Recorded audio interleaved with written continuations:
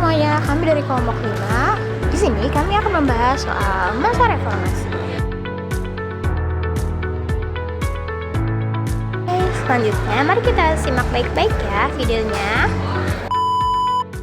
Masa reformasi ditandai oleh krisis ekonomi dan politik pada akhir kekuasaan Orde Baru yang terjadi karena maraknya praktik korupsi, kolusi, dan nepotisme atau KKN dan banyaknya beban utang negara yang tidak sanggup dibayar.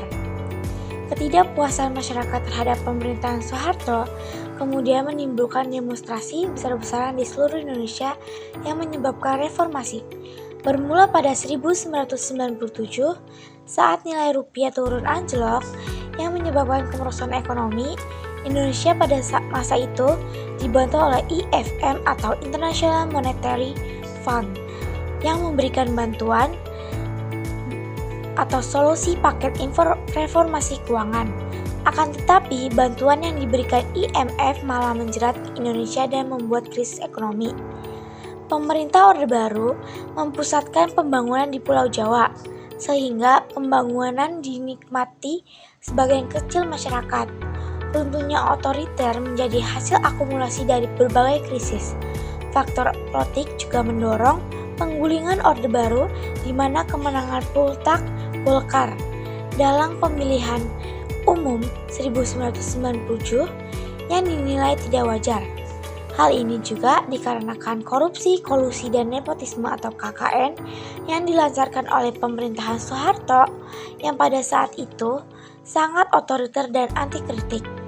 Orde Baru memfokuskan stabilitas dan pertumbuhan ekonomi dan tidak segan menyingkirkan pendukung lawan politik yang dinilai akan mengancam. 1975, Kopkamtib mengawasi kinerja birokrasi pemerintahan bertujuan pemerintah otoriter Orde Baru, penanganan demonstrasi dalam peristiwa Malapetaka 15 Januari di Malaria pada 1974.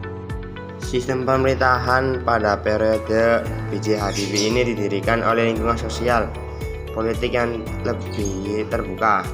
Isu-isu selama periode ini diantaranya dorongan untuk menerapkan demokrasi dan pemerintahan sipil yang lebih kuat, elemen militer yang mencoba untuk mempertahankan pengaruhnya,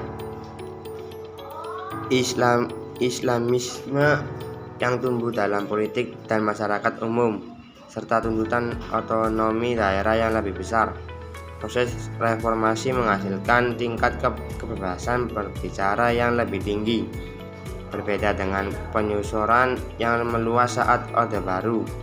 Akibatnya, debat politik menjadi lebih terbuka di media massa dan ekspresi seni makin meningkat. Tujuan reformasi politik adalah membangun masyarakat dan pemerintahan yang demokratis dan tidak semena-mena. Periode reformasi politik dimulai sejak pengunduran diri Presiden Soeharto pada 21 Mei 1998 yang kemudian digantikan oleh Wakil Presiden B.J. Habibie. Tujuan reformasi ekonomi adalah mengatasi krisis ekonomi dan moneter yang melanda Indonesia sejak tahun 1997. Periode reformasi ekonomi dimulai sejak Indonesia menandatangani Letter of Intent dengan IMF International Monetary Fund pada November 1997. Lalu ini berisi paket bantuan keuangan sebesar 43 miliar dolar.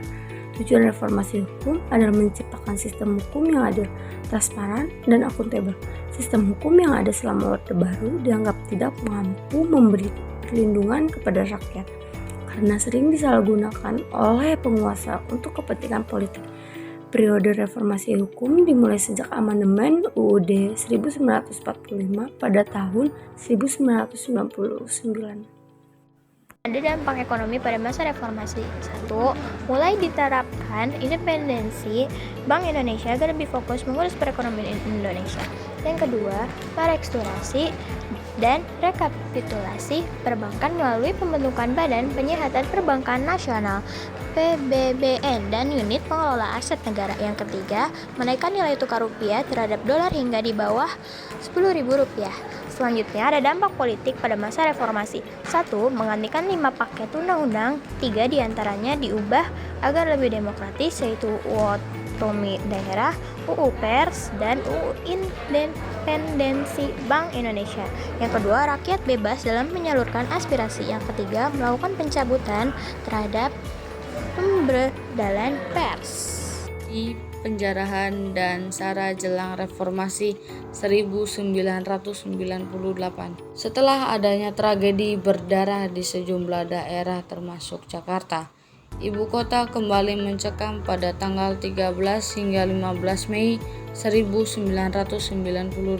Pada saat itu, negara mengalami krisis moneter ketika hutang menumpuk dan dolar semakin meningkat. Pada saat tersebut juga terjadi penjarahan serta pembakaran kios-kios di beberapa sudut kota Jakarta. Tak hanya penjarahan, wanita etnis Tionghoa juga mengalami pelecehan seksual. Mereka diperkosa dengan cara yang sadis. Ratusan orang juga dikabarkan hilang dan tewas dalam peristiwa kerusuhan ini. Bahkan, banyak warga yang sampai saat ini tidak tahu keberadaan keluarganya pasca tragedi berdarah di 1998. Pengunduran diri Presiden Soeharto. Pengunduran diri Presiden Soeharto adalah peristiwa bersejarah yang terjadi pada tanggal 21 Mei 1998. Setelah mendapat tekanan dari berbagai pihak, termasuk Wakil Presiden B.J. Habibie dan Panglima ABRI Wiranto, Soeharto akhirnya menyatakan pengunduran dirinya sebagai Presiden RI kedua dalam sebuah pidato televisi. Pengunduran diri ini menandai berakhirnya era Orde Baru dan awal era reformasi. Pemilu 1999 adalah pemilihan umum pertama yang dilakukan pada era reformasi.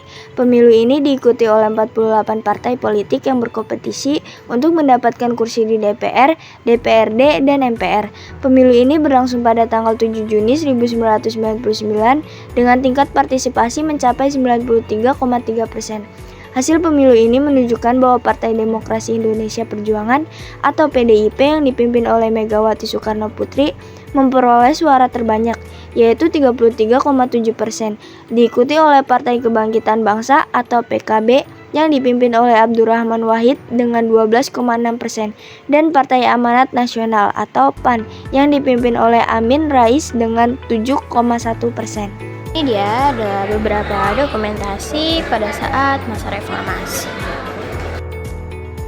Oke, sekian dari kelompok kami. Semoga video bermanfaat. Kurang lebihnya mohon maaf. Wassalamualaikum warahmatullahi wabarakatuh. Bye-bye.